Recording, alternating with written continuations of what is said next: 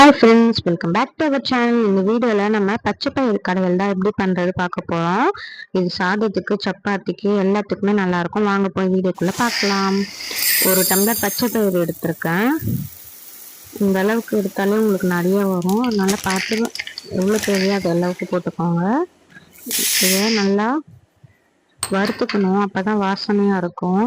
பயிர் உங்களுக்கு case on பண்ணி வறுத்துக்கலாம்.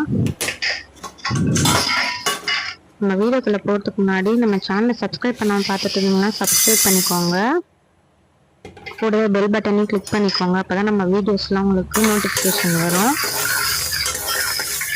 வீடியோ பிடிச்சிருந்தா அப்படியே லைக் பண்ணிக்கோங்க. இது நல்லா வறுத்துக்கலாம். இந்த அளவுக்கு வறுத்துக்கிட்டா தான் உங்களுக்கு வாசனையாக இருக்கும், டேஸ்ட்டாகவும் இருக்கும், சாப்பிடும்போது மணமாகவும் இருக்கும். வறுத்ததை நம்ம ஒரு பாத்திரத்தில் கொட்டிட்டு வாஷ் பண்ணிக்கலாம். ஒரு 5 minutes வறுத்தா போதும், ரொம்பலாம் வேணாம். சீக்கிர அளவுக்கு இந்த அளவுக்கு நான் இன்னைக்கு சப்பாத்தி தான் செஞ்சேன். சப்பாத்திக்கு தான் இது சைட் டிஷ்ஷாக பண்ணுறேன். 1 part பண்ணிடலாம் ஈஸியாக. 1 part செஞ்சுட்டோன்னா நம்ம சாதத்துக்கு நெய் போட்டு, சுட சாதத்தில் நெய் போட்டு சாப்பிட்டாலும் நல்லாயிருக்கும். சப்பாத்திக்கு, தோசைக்கு கூட நல்லாயிருக்கும் ஃப்ரெண்ட்ஸ். இது பச்சை பயிரில் நிறைய ஹெல்த் பெனிஃபிட்ஸ் இருக்குது. இது சாப்பிட்டிங்கன்னா ஹெல்த்துக்கு ரொம்ப நல்லது. அதனால் இதை வாரத்தில் ஒரு நாள் எடுத்துக்கோங்க. சுண்டலாக எடுத்துக்கலாம், ஊற வச்சு வேக வச்சு. அப்படி இல்லைன்னா இந்த மாதிரி கூட சாப்பிட்லாம், பச்சை பயிறு கடையில் மாதிரி செஞ்சு. இதை நம்ம வாஷ் பண்ணிக்கலாம். நல்லா ஒரு 3 to 4 times வாஷ் பண்ணிக்கோங்க. வாஷ் பண்ணிவிட்டு இதை ஒரு 1/2 hour ஊற வச்சுருங்க. 1 hour கூட டைம் இருந்தால் ஊற வைக்கலாம். பட் நான் இன்னைக்கு 1/2 hour தான் ஊற வச்சுருக்கேன். இப்போ 1/2 hourலாம் ஊற வச்சிங்கன்னா விசில் விடும்போது கொஞ்சம் அதிகமான விசில் விட்டுக்கோங்க.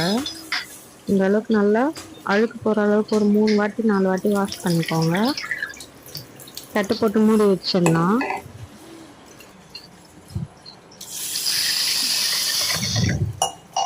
இது நீங்கள் குக்கர்லேயே தனியாக வேக வச்சுட்டு அப்புறமா குக்கரில் சேர்த்துக்கலாம். அப்படியும் பண்ணலாம். நான் இன்னைக்கு குக்கர்லேயே விசில் போட்டு அப்படியே வைக்கிறேன். ஆனியன் கட் பண்ணிக்கிறேன். இதுக்கு தேவையானது ஆனியன், தக்காளி, டொமேட்டோ, அப்புறம் கொத்தமல்லி கட் பண்ணி வச்சுக்கோங்க. பச்சை மிளகா நான் ஒன்றே இன்னைக்கு போடுறேன். உங்களுக்கு எவ்வளோ தேவையோ கடையணுன்னா நீங்கள் கடையும் போது 2-3 பச்சை மிளகா கூட போட்டுக்கலாம். நான் 1 தான் போடுறேன் இன்னைக்கு. பாருங்க, கட் பண்ணி விட மாட்டேன். கூட வெங்காயத்தை எடுத்து அவரும் கட் பண்ணுறாராம். குட்டி குட்டியாக கட் பண்ணி வச்சுக்கலாம் வெங்காயத்தை. அப்போ தான் சாப்பிடும்போது பச்சை பயிர் மட்டும் தனியாக உங்களுக்கு தெரியும். நீட்டாக கட் பண்ணிட்டீங்கன்னா நல்லா இருக்காது. குக்கர் வச்சுட்டு அதில் எண்ணெய் ஊற்றிக்கலாம். தேவையான அளவு இதுக்கு எண்ணெய் ஊற்றிக்கோங்க. உங்ககிட்ட பட்டர் இருந்தால் பட்டர் போட்டுக்கோங்க, அதுவும் டேஸ்ட்டாக இருக்கும். என்கிட்ட இல்லை, அதனால எண்ணெய் ஊற்றிக்கிறேன். பட்டர் நீங்கள் லாஸ்ட்டாக இறக்கும்போது போட்டிங்கன்னா கூட சூப்பராக இருக்கும். இல்லை, வெங்காயம் போட்டுக்கலாம் ஸ்ட்ரெயிட்டாக.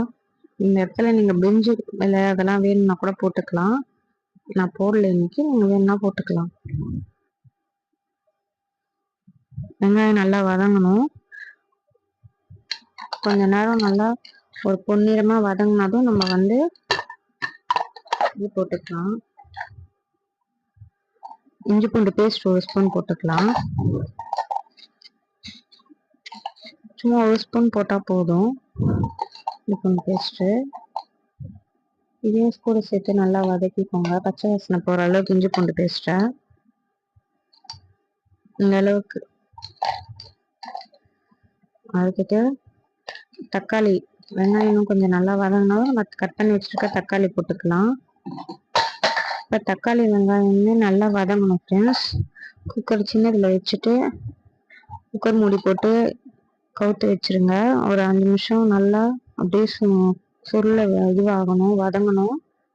வதங்கினதும் நம்ம காரத்துக்கெலாம் எல்லாமே போட்டுக்கலாம். மஞ்சத்தூள், உப்பு எல்லாமே போட்டுக்கலாம். இப்போ மஞ்சத்தூள் போடுறேன் பாருங்கள். இந்த அளவுக்கு வதங்கட்டும்.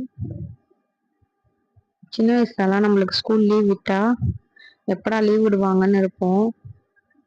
இப்போ ஸ்கூல் பசங்களுக்கு இப்போ நம்ம கல்யாணம் வந்ததும் பசங்களுக்கு லீவ் விட்டாலும் சமைக்கணும், லீவ் விடலைனாலும் சமைக்கணும். என்ன ஸ்கூல்லாம் இருந்தால் மார்னிங்கே செஞ்சுருவோம். ஸ்கூல் லீவுனா கொஞ்சம் ஆஃப்டர்நூன் எப்படி இருந்தாலும் சமைச்சு தானே ஆகணும் ஃப்ரெண்ட்ஸ்.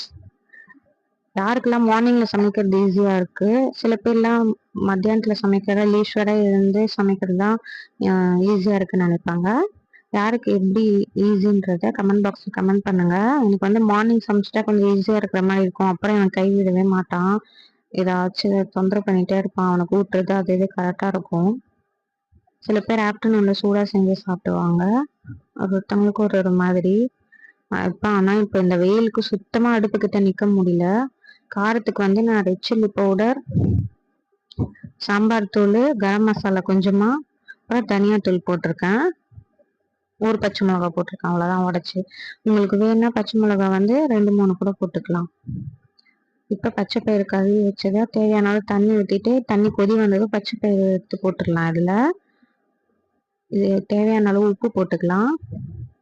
காரத்துக்கு நான் சாம்பார் தூளும் கொஞ்சமா ரெட் சில்லி பவுடர், அப்புறம் தனியாத்தூள், கரம் மசாலா போட்டிருக்கேன்.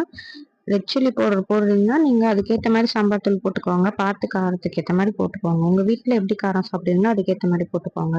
இதெல்லாம் போட்டு கொஞ்சம் கொதி வந்தோன்னா நம்ம குக்கர் மூடி போட்டு விசில் விட்டுடலாம். விசில் வந்து நீங்கள் ஆல்ரெடி பருப்பு வேக வைக்காததுனால நீங்கள் வந்து விசில் ஒரு 6-7 விசில் விடணும் ஃப்ரெண்ட்ஸ். அப்போ தான் நல்லாயிருக்கும். உங்களுக்கு நல்லா பச்சை பயிறு வந்து உங்களுக்கு நல்லா கடைஞ்சி வரும், மசிஞ்சு வரும். இல்லைன்னா உங்களுக்கு வர வரையா அப்படியே இருக்கிற மாதிரி இருக்கும் பச்சை பயிறு. நீங்கள் ஆல்ரெடி வேக வச்சு எடுத்துருந்தீங்கன்னா பச்சை பயிரை ஒரு 3 விசில் விட்டாலே போதும். இப்போ நான் இது வந்து ஒரு 5-6 விசில், 7 விசில் கூட விடலாம். ஆனால் தண்ணி அதுக்கேற்ற மாதிரி இருக்கான்னு பார்த்துக்கோங்க. உள்ள பாருங்க, இந்த அளவுக்கு நல்லா மசிஞ்சு வெந்து இருக்கணும். அப்பதான் நல்லா இருக்கும் டேஸ்டா. இப்போ ப்ரெஷர் போனதும் எடுத்து காட்டுறேன் பாருங்க. இந்த அளவுக்கு மசிஞ்சிருக்கணும். இப்போ இது ஒரு மத்து போட்டு கடைஞ்சிக்கோங்க. நான் கடைஞ்சிட்டு உங்களுக்கு காட்டுறேன். இந்த அளவுக்கு கரைஞ்சிட்டு நம்ம கட் பண்ணி வச்சிருக்கோம் கொத்தமல்லி மேலே தூவி. இந்த டைம்ல நீங்க பட்டர் போட்டிங்கன்னா சூப்பரா இருக்கும். பட்டர் கூட ஆட் பண்ணிங்கன்னா அந்த அரோமா ஸ்மெல் சூப்பராக இருக்கும். சூப்பரான பச்சை பயிறு கடையில் ரெடி ஃப்ரெண்ட்ஸ். யாருக்கெல்லாம் பச்சை பயிறு கடையில் பிடிக்குன்றத கமெண்ட் பாக்ஸில் கமெண்ட் பண்ணுங்க. அப்படியே இந்த வீடியோ பிடிச்சிருந்தா இந்த வீடியோக்கு ஒரு லைக் போட்டுக்கோங்க. நம்ம சேனலை சப்ஸ்கிரைப் பண்ணாமல் இருந்தீங்க சப்ஸ்கிரைப் பண்ணிக்கோங்க. கூடவே பெல் பட்டனையும் கிளிக் பண்ணிக்கோங்க. உங்கள் ஃப்ரெண்ட்ஸ் அண்ட் ஃபேமிலிஸ்க்கு இந்த வீடியோவை ஷேர் பண்ணிக்கோங்க. நான் இன்னைக்கு சப்பாத்தி தான் போட்டிருந்தேன், அதுதான் இன்னைக்கு சப்பாத்தியும் பச்சை பயிறு கடையில் இருந்தால் ஃப்ரெண்ட்ஸ். பாய் ஃப்ரெண்ட்ஸ், வேறு வீடியோவில் பார்க்கலாம்.